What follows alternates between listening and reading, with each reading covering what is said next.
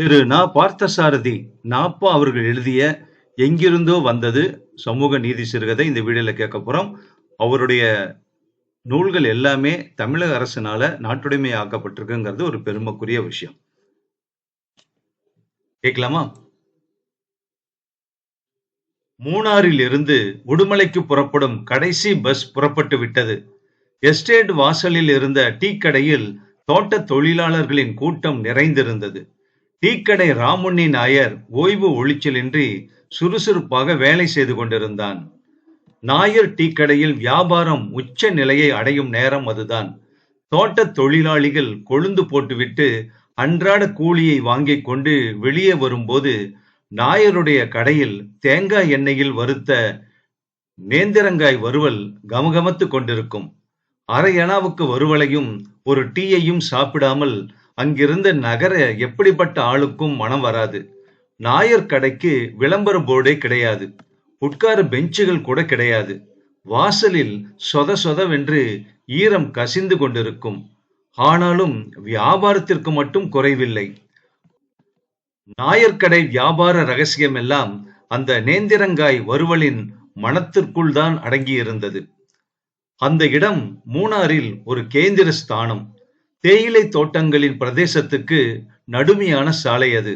ஆழ்வாய், உடுமலை, பொள்ளாச்சி முதலிய வெளியூர் பஸ்ஸுகள் வந்து நிற்கும் இடம், புறப்படும் இடமும் அதுதான். அப்போது மாலை 6:30 மணிக்கு மேலிருக்கும். பிசு பிசுவென்று இளம் சாரல் தூறிக்கொண்டிருந்தது. சாவகாசமாக கணக்கு வழக்குகளை முடித்துக்கொண்டு தோட்ட கங்காணிகள் வீடு திரும்பிக் கொண்டிருந்தனர். முதுகுகளில் தேயிலை கொழுந்து பறிக்கும் நீண்ட கூடைகளோடு கூலிக்கார பெண்கள் காலணிகளை நோக்கி சென்று கொண்டிருந்தனர். ஏற்கனவே மேகங்கள் கும் என்று இருண்டிருந்தன. இப்போது அந்த இருட்டும் சேர்ந்து கொண்டது. மலை முகடுகளை பாலாடை போல் வெண்ணிற மூடு பனி போர்த்தி இருந்தது. காட்டு கோழிகள், மான்கள், யானைகள் ஆகிய வனவிலங்குகள் தொலைவில் இருப்பதற்கு அறிகுறியான ஒலிகள் மங்களாக கேட்டுக்கொண்டிருந்தன. எஸ்டேட்டுகளில் இரவு காவலுக்கு போகும் பாராக்காரர்கள் கரும்பூதங்களைப் போல பெரிய பெரிய கம்பளி அங்கிகளை போட்டுக்கொண்டு போனார்கள். மலை நடுவே இருந்த மெயின் ரஸ்தாவில் ஜீப்புகள், தோட்டத்து லாரிகள், டாக்ஸிகள், சர்வீஸ் பஸ்ஸுகள் சதா போன வண்ணமே இருக்கும். இன்று ரஸ்தாவில் சூனிய அமைதி குடி புகுந்திருந்தது. ராமுண்ணி நாயர் டீக்கடையை இழுத்து மூடுவதற்கு தயாராகிவிட்டான். மேற்கு பக்கம் ரஸ்தாவில் இருந்து வந்த ஒரு புத்தம் புதிய கார் நாயர் கடை வாசலில் வந்து நின்றது. காருக்குள் வேட்டையாடும் துப்பாக்கிகளோடு வெள்ளைக்காரர் ஒருவர் உட்கார்ந்திருந்தார். அவருக்கு பக்கத்தில் ஒரு வெள்ளைக்கார யுவதியும் வீற்றிருந்தாள். அவருடைய மனைவியாகத்தான் அந்த பெண் இருக்க வேண்டும். காரை டிரைவ் செய்து கொண்டு வந்த ஆள் யாரோ உயர்ந்த உத்தியோகத்தில் இருப்பவர் மாதிரி இருந்தார். தோற்றத்தில் இருந்து மலையாளி என்றே அனுமானிக்க முடிந்தது. நாயர், நாயர். ஓ, யாரு, மேனன் சாரா? கடையின் உள்புறத்தில் இருந்த ராமுண்ணி நாயர் கேட்டுக்கொண்டே வெளியே வந்தான். என்னப்பா, நீ இன்னும் தயாராகலையா? இதோ ஒரு வினாடியில வந்து விடுறேனுங்க என்று கூறி உள்ளே சென்றான் நாயர். கால் நாளிகையில் டீக்கடைக்குள்ளிருந்து வேட்டையாடுவதற்குரிய ஆடையோடு துப்பாக்கி சகிதம் வெளியே வந்தான். டிரைவருக்கு அருகில் நாயர் உட்கார்ந்து கொண்டதும் கார் புறப்பட்டு மூணாறில் சோத்துப்பாறை என்ற மலைக்கு செல்கிற ரஸ்தாவில் சென்றது. ராமுண்ணி நாயர் அந்த பிராந்தியத்தில் பெயர் பெற்ற விகாரி, அதாவது வேட்டை நிபுணன். டீக்கடையோடு வேட்டையாட போவதும் வேட்டையாட வருபவர்களுக்கு கைடாக செல்வதும் அவனுக்கு உபதொழில் ஆகும். அதில் நல்ல வருமானமும் உண்டு அவனுக்கு. அன்று மாலையும் அப்படித்தான் ஒரு சான்ஸ் அவனுக்கு கிடைத்திருந்தது. அர்ச்வுட் என்ற வெள்ளைக்கார துரைக்கு சொந்தமான தேயிலை தோட்டத்தில் யானை ஒன்று புகுந்து அழித்து வந்தது. நாள் தவறாமல் தொடர்ந்து ஒரு வார காலமாக இப்படி யானையால் தோட்டத்திற்கு தீங்கு ஏற்படவே, அகப்பட்டால் அந்த யானையை சுட்டுவிடலாம் என்று PWD அனுமதி பெற்றார் அந்த அர்ச்வுட் துரை. எஸ்டேட் மேனேஜரான போப்பு மேனன் டீக்கடை நாயரை துரையின் உதவிக்கு அழைத்திருந்தார். எஸ்டேட் அருகில் யானை பழகுகிற இடத்தில் உயர்ந்த மரங்களுக்கிடையே மூங்கில் கழிகளால் ஒரு பரண் கட்டப்பட்டிருந்தது. அந்த பரணின் மேல் இரவு முழுவதும் காத்திருந்து எப்படியாவது யானையை வேட்டையாடி விட வேண்டும் என்று துரை, மேனன், நாயர் மூவரும் சேர்ந்து திட்டமிட்டிருந்தார்கள். துரையின் அருமந்த மனைவி லில்லி அர்ச்வுட் வேட்டையை பார்க்க வேண்டும் என்று ஆசைப்பட்டதால் அவளையும் உடன் அழைத்துச் சென்றனர். எஸ்டேட் கட்டிடத்தில் இருந்த ஷெட்டில் காரை நிறுத்திவிட்டு யானை வேட்டைக்காக போட்டிருந்த பரண் மேல் அவர்கள் எல்லோரும் ஏறி நின்று கொண்டனர். 4-5 பெரிய சிங்கோனா மரங்களின் கிளைகள் சந்திக்கும் இடத்தில் மூங்கில் கழிகளால் 70 அடி உயரத்தில் 10க்கு 20 அடி நீள அகலத்திற்கு அந்த பரண் அமைக்கப்பட்டிருந்தது. மலைச்சரிவில் இருந்த எஸ்டேட்டுக்குள் மிருகங்கள் எந்த வழியாக பிரவேசிப்பது வழக்கமோ அந்த வழியிலேயே பரண் இருந்தது. அவர்கள் பரணில் ஏறுகிற போது 7:15 மணி. கீ என்ற சில்வண்டுகளின் ஓசை அடர்ந்து இருட்டு. 4 பேர் கையிலும் டார்ச் லைட் இருந்தன. பரண் மேல் மூங்கில் உறுத்தாமல் இருப்பதற்காக கித்தான்கள் ஒன்றன் மேல் ஒன்றாக விரிக்கப்பட்டிருந்தன. இதனால் சிமெண்ட் பூசிய தரையைப் போல பரண் சமதளமாக தோன்றியது. எல்லோருடைய துப்பாக்கிகளையும் வாங்கி பரணின் ஒரு மூலையில் சேர்த்து வைத்திருந்தான் நாயர். அர்ச்வுட்டும் திருமதி அர்ச்வுட்டும் ஆங்கிலத்தில் ஏதோ சுவாரஸ்யமான சம்பாஷணையில் ஈடுபட்டிருந்தனர். ராமுனி நாயரும் கோபு மேனனும் பரணின் மற்றொரு மூலையில் உட்கார்ந்து கொண்டு அடர்ந்து புதர் செறிந்த வழியில் யானை வருகிறதா என்பதை டார்ச் லைட்டை அடித்து பார்த்து கொண்டிருந்தனர். நாயர், அதை நீ நேர்ல பார்த்ததில்லையே, யானை படுமொரடு. அதோட இப்போது அதுக்கு மதம் பிடித்த நிலை வேற. உயரமே 12 அடி சொல்லலாம். கொம்புகள்லாம் 2.5 அடிக்கு குறையாது. இதை விட முரட்டு யானை எல்லாம் இந்த நாயர் கை துப்பாக்கியால குண்டு வாங்கி செத்திருக்குங்க ஐயா. இது என்ன பிரமாதம் என்றார் நாயர். அது என்னவோ நாயர், இன்னைக்கு இதை கொன்னு தொலைக்காம திரும்புறதில்லைன்னு துரை கங்கணம் கட்டிக்கிட்டு வந்திருக்காரு. இந்த 15 நாளைக்குள்ள மட்டும் இந்த யானையினால 10,000க்கும் மேல நஷ்டம்னா பாத்துக்கோவேன். யானை மட்டும் இன்னைக்கு வரணும். 3 பேரும் துப்பாக்கி எடுக்க வேண்டியது. அது வந்ததும் குறி பார்த்து நான் ரைட்டுன்னு சொன்னதும் ஃபயர் பண்ணிட வேண்டியதுதான் என்றான் நாயர். 3 குண்டுகளையும் அதுக்கும் அதிகமாக வாங்கி கொண்ட பின்னாடியும் அது தருகெட்டு ஓடுமே. அப்போ அதை ஓட விடாம செய்யறதுக்கு ஒரு வழி இருக்குதுங்க. தொடர்ந்து மர்மஸ்தானங்களாக பார்த்து நான் சுடுவேன். எப்படியும் அது விழுந்துதான் ஆகணும். உனக்கு இல்லாத சாமர்த்தியமா நாயர்?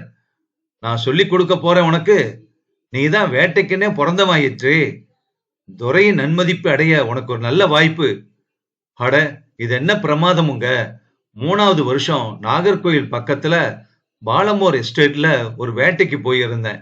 என் கையில இருந்ததெல்லாம் ஒரே ஒரு இரட்டை குழல் ரைபிள் தான். இப்போதாவது பரண் மேல இருக்கும். ஆனா அப்போ தரையில ஒத்த ஆளா நேருக்கு நேரு நின்னே 2 கொம்பன்களை சுட்டு தள்ளிட்டேன். பாலமோர் எஸ்டேட்டே ஆச்சரியப்பட்டு போச்சு. ராமுனி, நீ சொல்லவா வேணும்? உன்னை பத்தி எனக்கு தெரியாதா என்ன? இருங்க, உதர்ல ஏதோ சலசலப்பு கேட்கறா போல இருக்கு. அந்த டார்ச் எப்படி கொடுங்க. ராமுனி நாயர் கோபு மேனன் கையில் இருந்த டார்ச்சை வாங்கி வழிமேல் அடித்து பார்த்தான். ஒன்றும் தெரியவில்லை. துரை ஆங்கிலத்தில் கோபு மேனனிடம் ஏதோ கேட்டார். மேனன் அதற்கு ஆங்கிலத்திலேயே மறுமொழி கூறினார். அடுத்து திருமதி துரையும் தனது கீச்சு குரலில் ஏதோ கேட்டாள். மேனன் அதற்கும் பதில் சொன்னார். ஒண்ணுமில்ல, நேரம் போய்கிட்டே இருக்கு. இன்னைக்கு அது வராதோன்னு கேட்டாரு. வழக்கப்படி இன்னைக்கும் வந்துதான் தீரும்னு நான் பதில் சொன்னேன். மிருகங்கள் வழக்கமான பாதைகளை ஒருபோதும் மறக்க மாட்டாதுன்னு படிச்சிருக்கிறதா அம்மா சொன்னாங்க. அது உண்மைதான்னு நான் பதில் சொன்னேன் என்றான் மேனன் நாயரிடம். சடசடவென்று மரங்கள் முறிவடிகிற ஓசை, கோடை காலத்து இடி போல ஒரு யானையின் பிளிரல். இருளை ஊடுருவிக் கொண்டு வந்த அந்த பயங்கர பிளிரலும் மரங்கள் முறிவடிகிற ஓசையும் பரண் மேலிருந்ததால் யாவரையும் உலை நடுங்கச் செய்தன.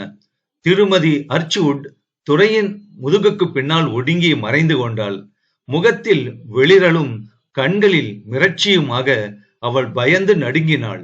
துரைக்கும் கோபு மேனனுக்கும் கூட உள்ளூர நடுக்கம்தான். ஆனால் அதை நாயருக்கு தெரியாமல் மறைத்து கொண்டு தைரியசாலி போல நடித்தனர்.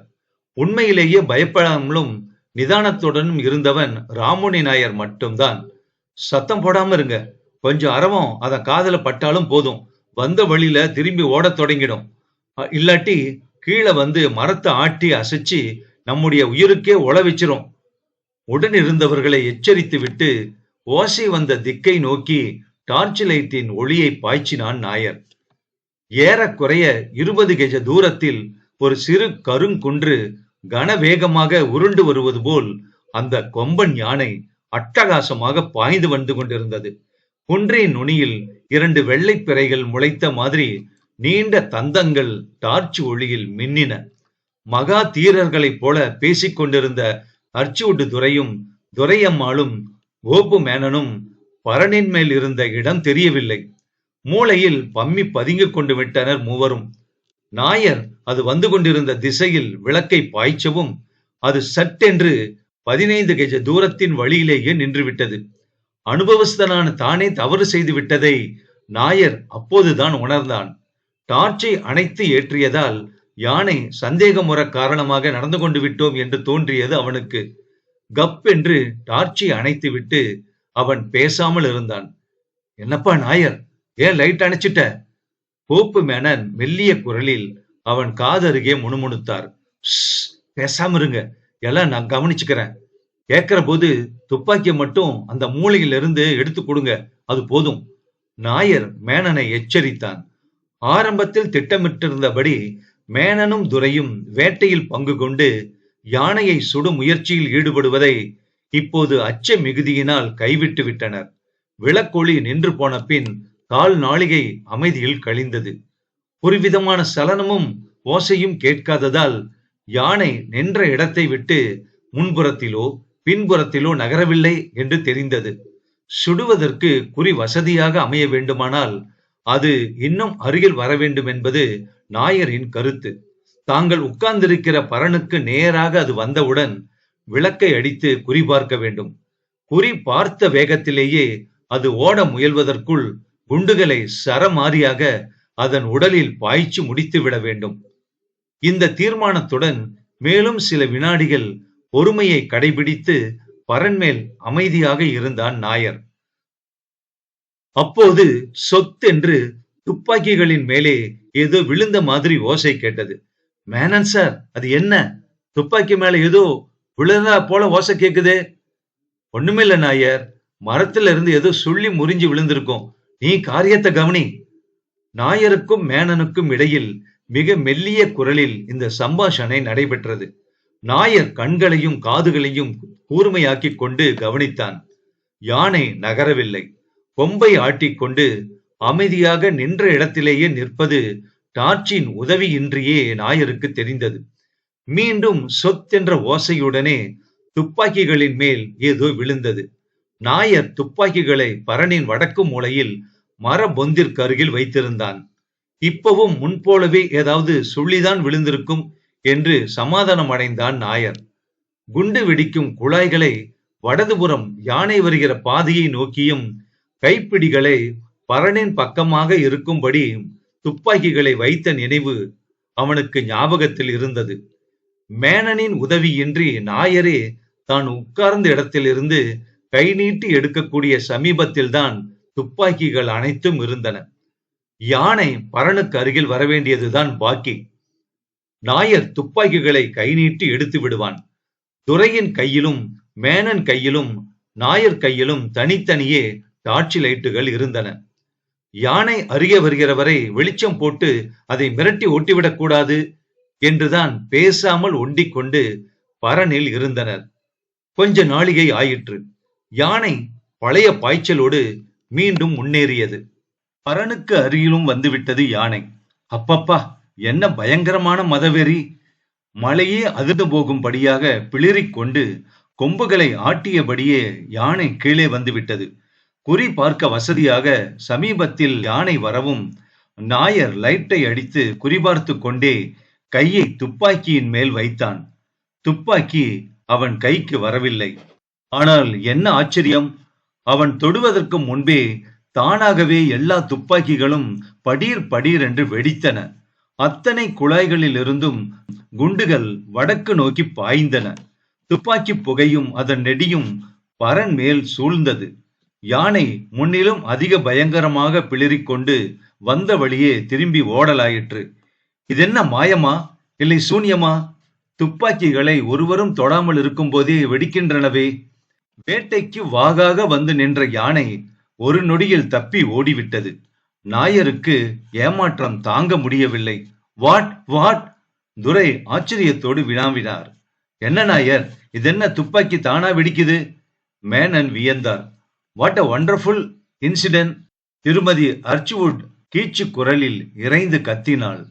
நாயர் ஆச்சரியம் தாங்காமல் குண்டு மாறி பொழிந்து கொண்டிருந்த துப்பாக்கி குவியலை நெருங்கி அவற்றின் மேல் டார்ச் ஒளியை பரவ விட்டான். என்ன விந்தை! அவனுக்கு அதை கண்டு வியப்பதா இல்லை ஆத்திரப்படுவதா என்றே புரியவில்லை. அப்போதே சொத் என்று சத்தம் கேட்டபோதே நினைத்தேன் என்று நாயர் முணுமுணுத்தான். மற்ற மூவரும் அருகில் நெருங்கி பார்த்தனர். 2 பெரிய உடும்புகள் துப்பாக்கிகளை ஒன்று சேர்த்து கட்டிக்கொண்டு அவற்றின் குதிரைகள் இருந்த பக்கமாக அழுத்தி இறுக்கி இழுத்து கொண்டிருந்தன. திட்டமிட்டு முன்னேற்பாடோடு செய்த பெரிய காரியத்தை கேவலம் 2 உடும்புகள் படுதோல்வி அடைய செய்துவிட்டன. அவைகள் எங்கிருந்து வந்தன? எங்கிருந்தால் என்ன, எங்கிருந்தோ வந்தன. வேட்டை தவறியது தானே.